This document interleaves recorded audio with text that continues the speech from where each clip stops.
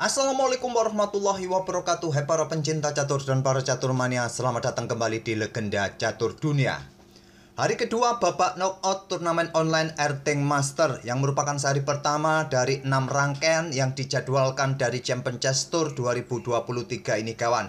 Dimana di hari kedua ini sudah berlanjut di babak semifinal untuk kategori atau divisi utamanya kawan, mempertemukan Arjun Erigaisi menghadapi Magnus Carlsen, dimana Magnus Carlsen ini harus berjuang sampai Armageddon untuk menumbangkan Arjun Erigaisi kawan. Karena pada game normalnya Magnus Carlsen ini berhasil ditahan oleh Arjun Erigaisi dengan saling mengalahkan, dan dua game lainnya berakhir remis kawan. Dan berlanjut di permainan Armageddon, Magnus Carlsen berhasil menahan remis Arjun Erigaisi. Karena Carlsen pegang hitam kawan, jika permainan remis ini otomatis Magnus Carlsen lah yang menjadi pemenangnya. Di partai yang lain kawan juga berlanjut ke Armageddon, partainya Hikaru Nakamura versus Wesley So dengan 4 kali bermain remis pada game normal kawan. Kemudian berlanjut di Armageddon juga remis karena Hikaru Nakamura pegang hitam kawan dan Wesley So pegang putih. Permainan remis dimenangkan oleh hitam, yaitu Hikaru Nakamura. Dan besok Hikaru Nakamura akan menghadapi Magnus Carlsen kawan.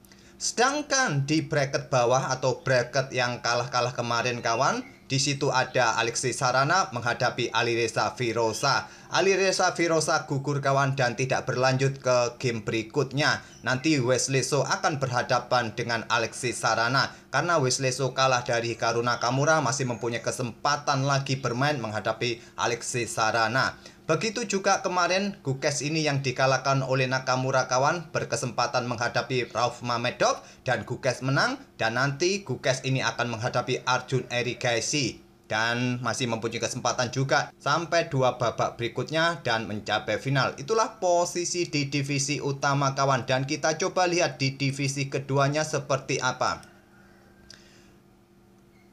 Di divisi kedua, Ian Nepomniachtchi di babak kedua ini kawan harus tumbang oleh Alexander Predke, dan nanti Ian Nepomniachtchi harus berjuang di papan bawah kawan atau di bracket bawah. Nggak tahu kenapa kawan, di dalam permainannya di sini terlihat papannya tidak ada langkah saat menghadapi Alexander Predke. Kemungkinan Ian Nepomniachtchi ini ada masalah dengan internet ataupun juga tidak bermain melawan Alexander Predke, sehingga atau mungkin Alexander Predke ini dinyatakan menang WO kawan.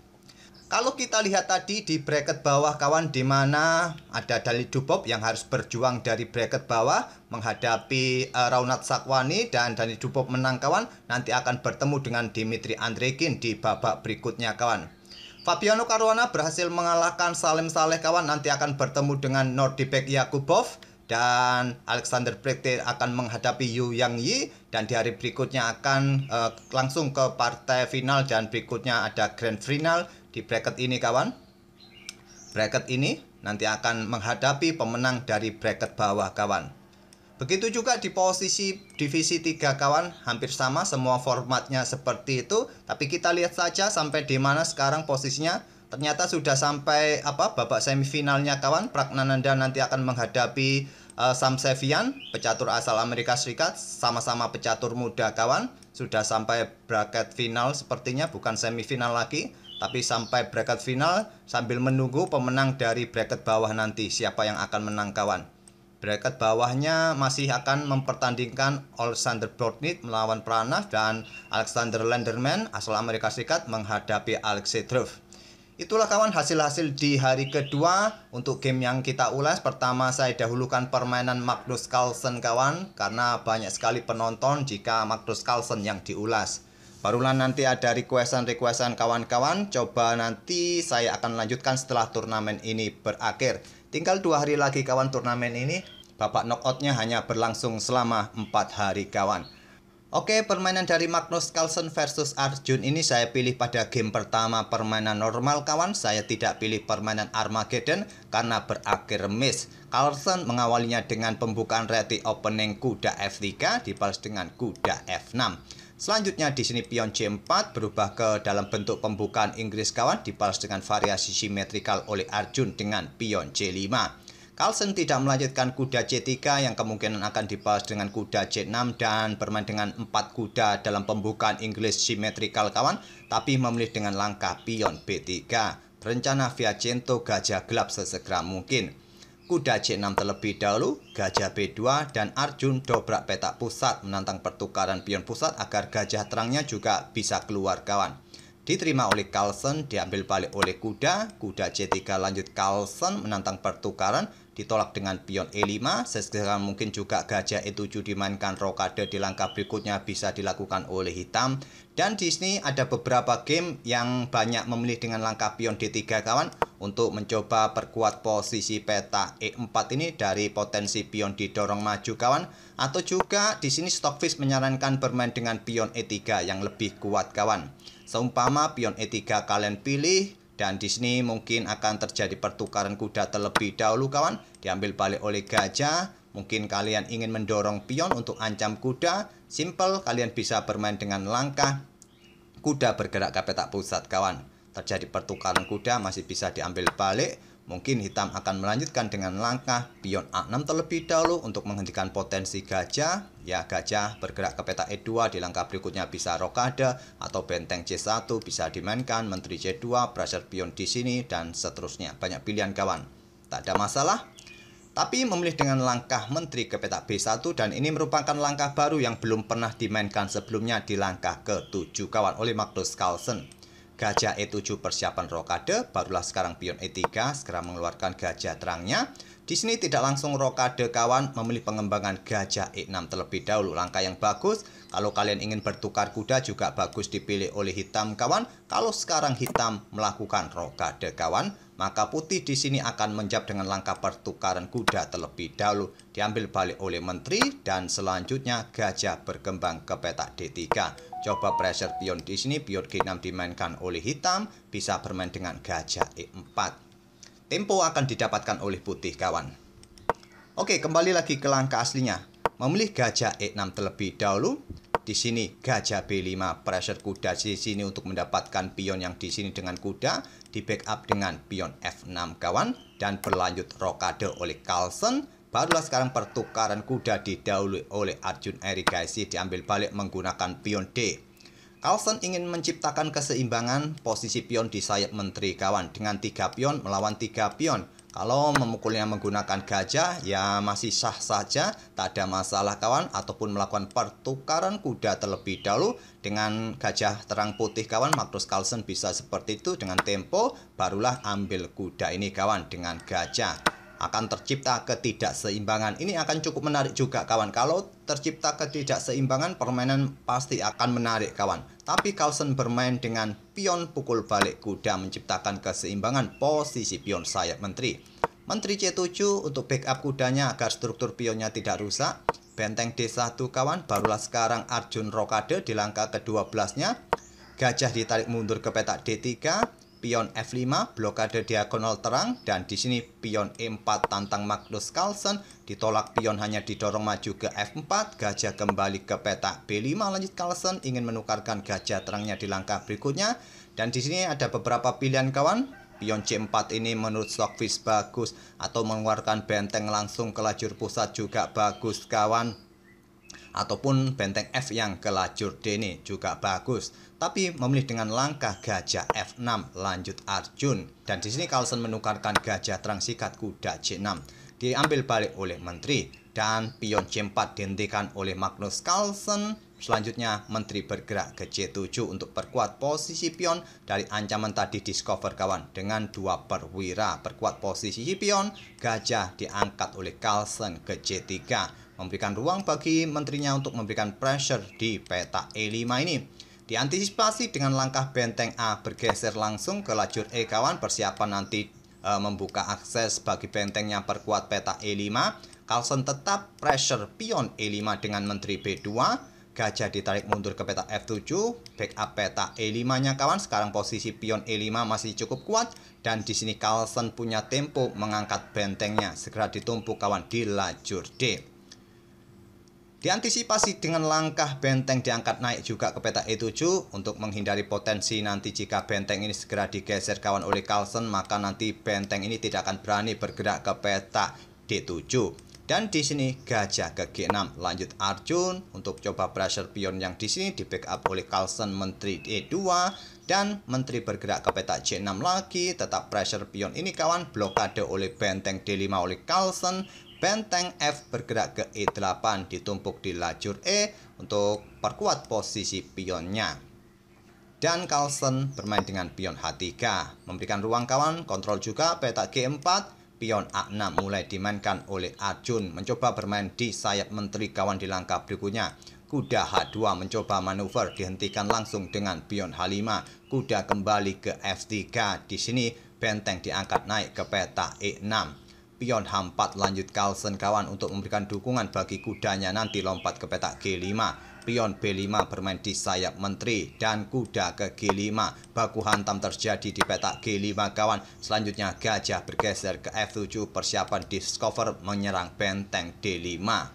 Tidak dipedulikan oleh Carlsen. Di sini kawan, Stockfish menyarankan benteng yang di bawah naik ke petak D3 kawan. Tapi Carlsen memilih dengan menterinya ke F3. Coba mungkin reposisi dan bermain di diagonal terang ini kawan, pressure pion yang di sini. Pion yang di sini masih cukup kuat kawan. Mungkin pion akan didorong membentuk koneksi yang solid dan sulit untuk merebut pion-pion hitam yang berada di petak terang. Kita temui permainan gajah gelap versus gajah terang kawan dengan kekuatan sepasang benteng yang sama plus menteri ini. Permainan cukup menarik. Dan di sini Arjun membuka permainan di sayap menteri, pion B pukul pion C4, pion B pukul pion C4, dan di sini Arjun mengkoneksikan kedua pionnya. Tapi menurut Stockfish langkah ini kurang tepat kawan. Pada posisi ini Stockfish menyarankan dengan langkah menteri ini mundur ke petak C8, raja bergeser ke petak H7, ataupun juga bermain dengan langkah gajah ini bergerak ke petak G6, tetap pressure pion yang di sini kawan. Tapi memilih pionnya dikoneksikan agar tetap solid, tidak menjadi incaran menteri putih ini kawan, dan gajahnya pun juga siap bergerak. Tapi gajahnya ini dalam posisi yang kurang bagus kawan, karena diagonal terangnya tidak terlalu efektif berada di petak F7 sekarang. Di sini kesempatan bagi Carlsen, menteri bergerak ke petak E1 kawan, tapi memilih gajahnya ditarik mundur ke petak A1. Dan benteng 6 ditarik mundur ke petak E7, discover. Benteng D6 serang menteri, juga pion yang ada di sampingnya. Menteri A4 menjaga pion dan di sini ditantang oleh Magnus Carlsen pertukaran menteri, diterima, diambil balik, berlanjut dengan langkah benteng E6 untuk antisipasi baris ke-6-nya kawan, dan dijawab pertukaran oleh Carlsen, diambil balik oleh benteng, tidak, diambil balik dengan gajah. Lebih baik memukulnya dengan benteng kawan, dengan tetap menjaga posisi pion kawan, tapi Arjun memilih memukulnya dengan gajah agar gajahnya ini segera aktif mendapatkan diagonal yang bagus untuk pergerakan kawan, tapi memberikan kesempatan benteng Carlsen ini menempati baris ke-6. Raja bergerak ke petak F7, lanjut Arjun irigasi, dibalas Carlsen ambil pion yang ada di petak E5. Kalau Stockfish menyarankan ambil pion ini kawan, memang terlihat akan menyerahkan lajur D bisa diisi oleh benteng hitam. Selanjutnya kalian bisa ambil pion yang ada di petak E5. Carlsen memilih untuk merusak pion hitam terlebih dahulu kawan, agar tidak mempunyai dua pion yang terkoneksi dan tetap menjaga lajur D, satu-satunya lajur yang terbuka penuh agar tidak diisi oleh benteng hitam kawan. Barulah gampang nanti ambil pion A6 ini.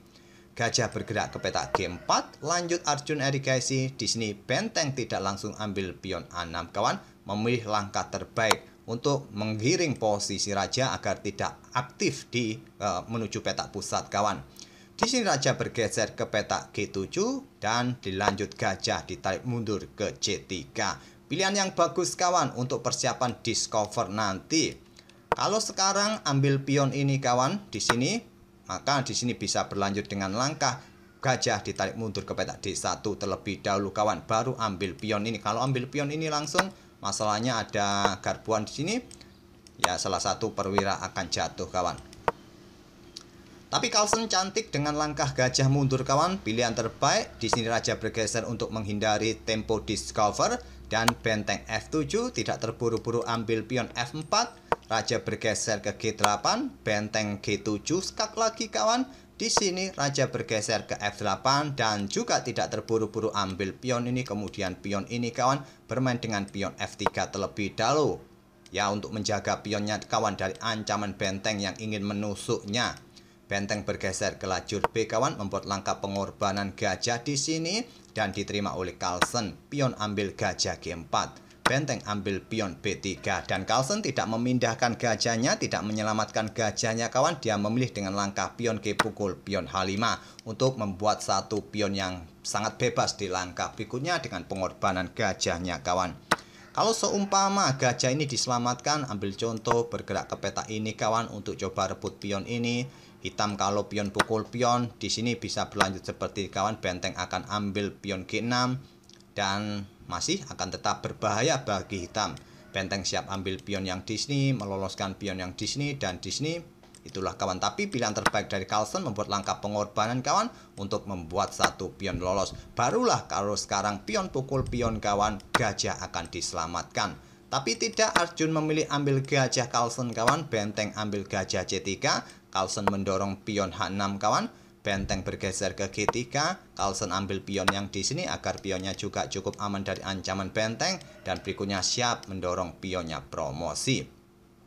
Di sini pion F3, Carlsen mendorong pionnya kawan maju ke H7 dan benteng ambil pion G2 skak, raja bergeser ke peta F1 untuk menghadang pergerakan pion.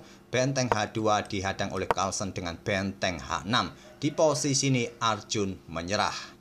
Sudah tidak bisa menghentikan pion-pion promosi kawan. Kalau baku hantam terjadi, maka raja sudah tidak bisa mendekati pion-pion putih kawan. Karena adanya pion di peta H6, sudah tidak bisa bergerak ke peta G7 lagi. Di langkah berikutnya, pion promosi dan menang. Itulah kawan game pertama antara Magnus Carlsen versus Arjun Erigaisi. Di game kedua berakhir remis, kemudian Arjun baru bisa membalas Carlsen di game ketiga. Game keempat remis kawan dan berlanjut ke permainan Armageddon. Tak ada permainan blitz lagi seperti tahun-tahun yang lalu kawan. Kalau tahun yang lalu kan dalam permainan normal jika imbang berlanjut ke blitz terlebih dahulu untuk menentukan pemenangnya. Sekarang langsung ke Armageddon kawan setelah 4 game. Itulah perbedaannya format tahun lalu dengan sekarang kawan. Dan setelah mengalahkan Arjun Erigaisi ini, Magnus Carlsen juga tidak berhenti di situ kawan. Dia melanjutkan Title Tuesday kawan. Bermain dari rumahnya Chessbrah atau Erik Hansen. Bermain di Title Tuesday, tapi Magnus Carlsen juga tidak menang di Title Tuesday seri keduanya kawan. Dia kalau tidak salah berada di posisi ke-15 di Title Tuesday tadi pagi kawan. Semoga permainan dari kedua pemain tadi bisa menghibur kalian dan kita akan bertemu di video-video berikutnya. Terima kasih. Wassalamualaikum warahmatullahi wabarakatuh.